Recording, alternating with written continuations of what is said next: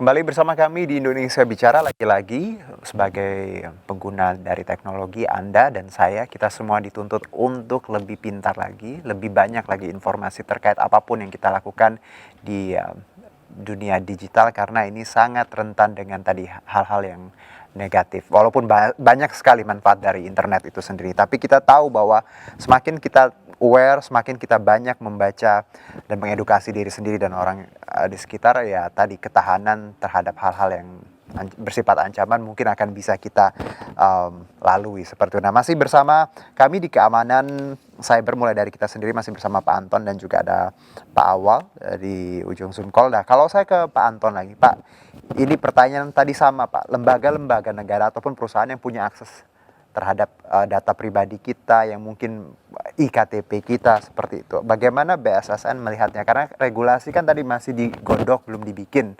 Yeah. Lalu gimana?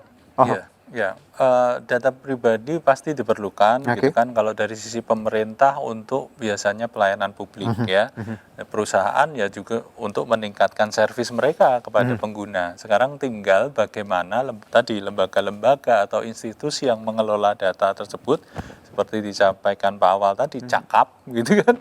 Cakap diukurnya dari mana, bahwa dia sudah memenuhi sertifikasi, gitu kan. Proses rancangan Undang-Undang Perlindungan Data Pribadi saat ini sedang dibahas di DPR. RUU Ketahanan dan Keamanan Siber mudah-mudahan tahun depan, karena itu inisiatifnya DPR. Sudah dari tahun lalu, tetapi mau diangkat lagi tahun depan. Nah, sambil kita menunggu, sebetulnya kita bisa menggunakan, gitu, walaupun masih secara parsial, tetapi ada aturan-aturan yang memang bisa dipenuhi oleh lembaga-lembaga tadi, gitu kan. Seperti perbankan, dia walaupun nggak ada PDB pun dia sudah ada, gitu kan, undang-undang perbankan yang memang mengharuskan melindungi data para nasabah.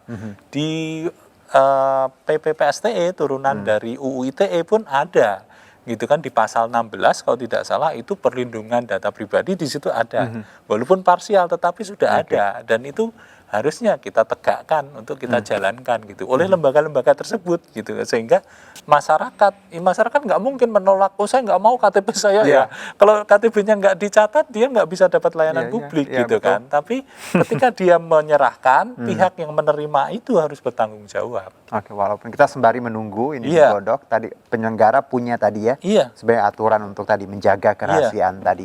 Nah, saya kembali ke Pak Awal, ini kan segmen terakhir Pak Awal. Ini pertanyaan yang mungkin simpel tapi banyak masyarakat masih menganggap remeh. Kenapa sih kita, seberapa penting sih data pribadi? Karena banyak sekali nggak apa-apa kok, isi aja ini cuman ini. Karena kalau kita tahu data pribadi itu ibaratnya kan tadi saya sebutkan tambang emas untuk beberapa pihak.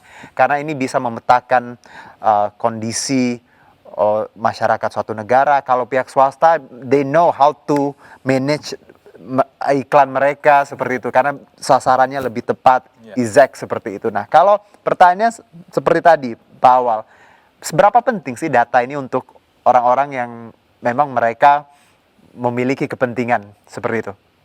Iya, betul. Ketika saya belajar di kelas gitu, saya bertanya kepada mahasiswa, penting nggak kira-kira data pribadi itu? Hampir sebagian besar menjawab kurang penting gitu. Nah, iya. Aware gitu terhadap data pribadi. Karena toh mereka share juga di sosial media. Sebagai milenial, ya mereka suka berbagi ekspresi gitu. Tapi satu sisi lain kita ingin menekankan dan banyak bukti bahwa cerobohnya perlindungan data pribadi itu adalah pintu masuk kejahatan. Oke. Itu satu sisi di masyarakat, di sektor industri juga demikian. Kalau tadi dia belum cakap mengelola perlindungan data pribadi, dia diminimalisir pengelolaannya. Misalnya dengan menyediakan fitur hanya login email, tidak meminta informasi yang lain, dan ketika mereka ada sedikit rezeki itu mereka bisa melakukan penetration testing atau membuat infrastruktur yang bisa memonitor serangan siber untuk server mereka. Nah, kebetulan saya mengelola kawan-kawan pertas ya yang ethical hacker. Gimana? Cuma ethical hacker yang putih gitu. mereka ini sebenarnya juga kesulitan untuk hidup gitu istilahnya, karena sektor industri juga tidak begitu peduli dengan keamanan mereka, sehingga ketika mereka menawarkan jasa itu seperti seorang pengemis gitu ya. Padahal itu sangat penting untuk melapisi keamanan data. Jadi saya mengelola komunitas ethical hacker dan kami sebut Pendekar Siber, kumpulan dari tokoh-tokoh komunitas hacker dan pemenang lomba kompetisi siber gitu. Nah itu mereka ya saya terus yakinkan bahwa jalur putih itu harus tetap dijaga, jangan sampai terjebak ke jalur hitam, carding, terus bobol sistem elektronik orang lain untuk melakukan pemerasan. Ya tetap saja kita laporkan secara etis. Ketika tidak diberikan proyek, yaitu adalah ya sektor industri perlu diedukasi juga.